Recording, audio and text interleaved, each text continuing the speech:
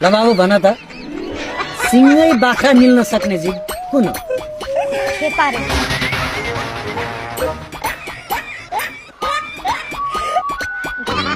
अर्को प्रश्न, सर्वोच्च शिखर सगरमाथाको उचाइ कति हो?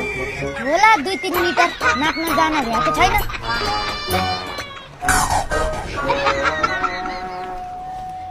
अर्को प्रश्न, न्यार न्यार गर्छ बाघ होइन, नङ्ग्रा छ कुकुर होइन।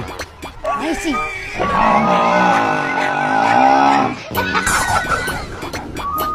मूर्ति म ठुलो मान्छे हो, हामीलाई भेट्न सदरमुकामदेखि आउनु भएको, किन यस्तो कुरा गरेको?